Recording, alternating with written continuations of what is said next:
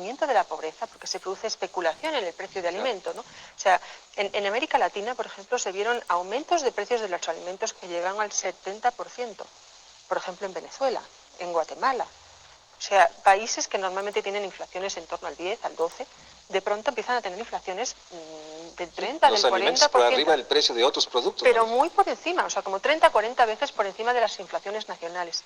Eso inmediatamente, poblaciones que tienen ingresos muy limitados, que destinan casi la totalidad de sus ingresos a la compra de alimentos, con esos crecimientos se quedan sin comer, literalmente.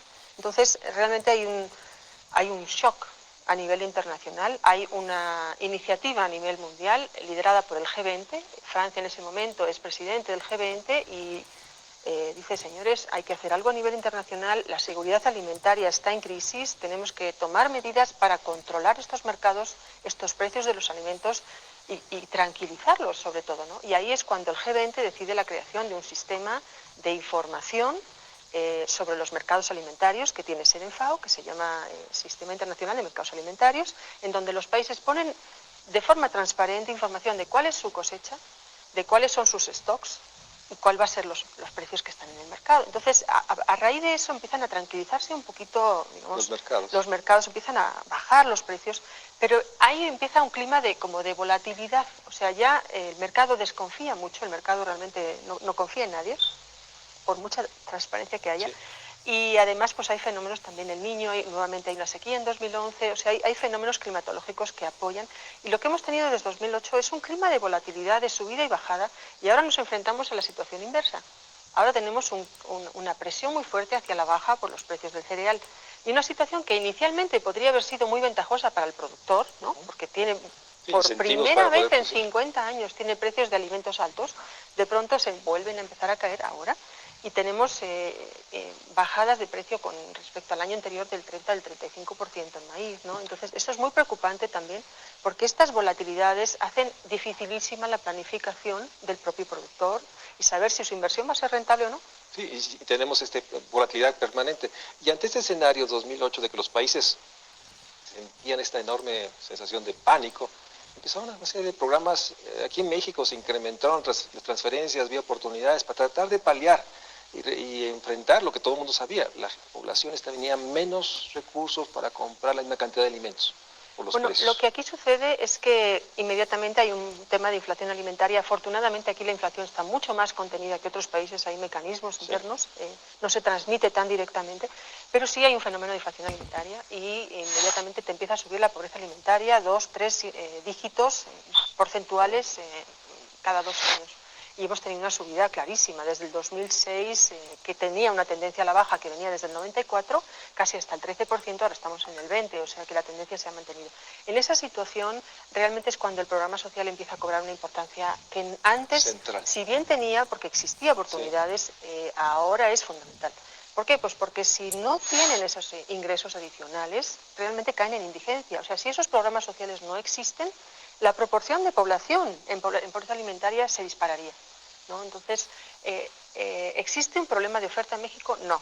¿Existe un problema de ingreso en México? Sí. O sea, el tema realmente es una falta de trabajo, tanto en zona rural como en zona urbana, y estos programas sociales intentan paliar esa falta de trabajo, pero recordemos que estos son medidas a corto plazo.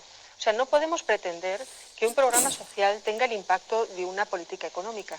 O sea, un programa social mitiga el impacto de la falta de crecimiento económico o de una crisis, como es la que sucedió en 2011, 2008, pero tiene que ir necesariamente acompañada de otro tipo de intervenciones y coordinada con ellas para que el impacto sea de eliminación de esta población vulnerable.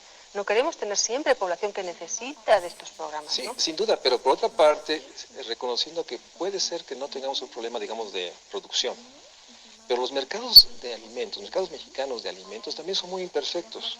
O sea, hay también especulaciones locales y regionales y no hay un sistema realmente que todo esto que se produce llegue con precios justos, para usar un término, a los consumidores. Entonces también tenemos un problema de mercados que sigue estando ahí y que hasta ahorita yo no veo ninguna iniciativa. Entonces, reconociendo que hay un problema, digamos, de ingreso, de empleo digno, de trabajo digno que permita a la gente pues, no estar dependiendo de las transferencias, pero también tenemos un problema de mercados de alimentos. ¿Cómo ves los mercados de alimentos en el caso mexicano?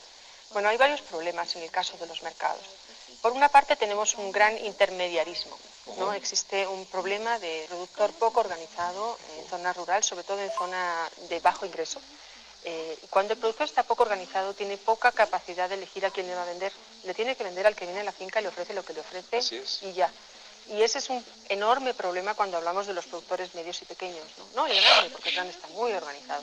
Pero el productor desorganizado no tiene esa opción. Ese intermediarismo le dificulta el acceso al mercado, tiene que vender al precio que le dan y no se beneficia de esas subidas de precios, ni siquiera a veces recupera su inversión. Tiene que compensar su ingreso con oportunidades o con Proagro o con otro tipo de programas porque no puede realmente hacer su actividad rentable. Eso por un lado. Por otro lado, existe una gran concentración de los actores, ¿no? O sea, eso también nos, digamos, no existe tanta oferta que distorsiona el permita, mercado, finalmente. distorsiona el precio, ¿no? O sea, al fin y al cabo, cuando tienes una concentración fuerte de los actores en distintos eslabones de la cadena, pues en el fondo no puedes acceder a los insumos al mejor precio, ofreces a los insumos al precio que está, porque si solo hay uno que te lo ofrece, pues es el que es, no hay otro, ¿no? Eso pasa con el caso de fertilizantes o de semillas, ¿no? Que es un tema importantísimo, ¿no? Hay una fuertísima concentración en semilla comercial. Otro tipo de problema es que hay todavía una baja concentración de productores que tienen agricultura por contrato, que es la que realmente permitiría eliminar ese intermediarismo. Necesitamos quizá replantearnos ese tema. Otro de los temas que necesitamos a lo mejor reconsiderar o hacer un análisis de costes de lo que significaría hacer una infraestructura de acopio para que el productor no se vea abocado a vender, porque si no vende pierdes, ¿no? Si puede acopiar, sobre todo en grano, puede a lo mejor esperar un año en donde el precio esté más alto y no esté obligado. O sea, ese tipo digamos, de medidas de política quizás son las que en este momento se están considerando, y yo sé que se están considerando, porque realmente tienen un impacto, es una realidad. Otro tema es el seguro, ¿no? O sea, cuando un productor de pronto enfrenta una situación climatológica mala, si no está asegurado lo pierde todo, ¿no? Entonces, esos son temas que si tú ves que se aproxima una tormenta rápidamente o sea, es que el productor nunca está en las mejores condiciones, ¿no? O sea, tiene demasiadas variables y pues es, como digo, si no está bien organizado, bien protegido, todos los países protegen a sus productores, todos, incluidos México, y no hay que asustarse de que existan subsidios agrícolas porque es una realidad. El sector agrícola es un sector mucho más vulnerable que otros sectores industriales, ¿no? Que requieren a lo mejor menos intervenciones. Por supuesto, siempre en el marco de unos compromisos internacionales que hay que respetar, pero es obvio que el sector agropecuario es especial porque tiene una labor económica, da ingreso, pero también tiene una labor fundamental que es proporcionar alimento, ¿no? Entonces no nos podemos permitir que México deje de producir lo que produce, porque habría que comprarlo. No podemos depender de los mercados globales. Vamos a un corte, estamos hablando sobre esta realidad. México es un país que bien nos recuerda la FAO, que sin duda puede tener un crecimiento de producción, pero tenemos grandes temas a enfrentar, mercados que no necesariamente la organización de los productores permite enfrentar, pues esa realidad de intermediarismo. Tenemos problemas de infraestructura, tenemos problemas de acceso a bienes estratégicos como fertilizantes, semillas, y tenemos también un tema de que finalmente la concentración en ciertas etapas, pues finalmente este volumen de producción pues enfrenta volatilidad global de precios, pero también mercados locales que requieren, y de eso hablaremos, requieren una intervención del Estado más precisa, y sin duda es un desafío de mediados de esta década del siglo XXI, pensando las agendas rumbo a 2020, pues va a exigir mucha capacidad de poner el tema con otras coordenadas para enfrentar lo que sabemos. O sea, pese a que distribución tenemos otros fenómenos, obesidad, sobrepeso, consumos que realmente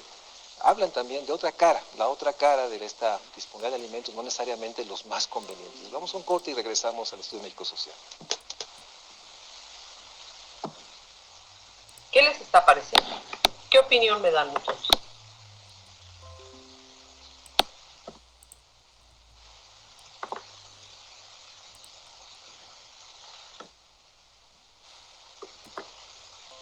¿Quién dice yo?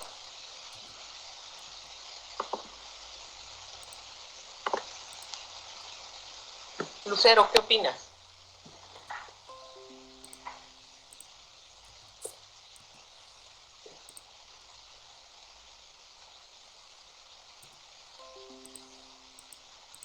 ¿No está Lucero? Hombre. Julio, ¿qué opinas?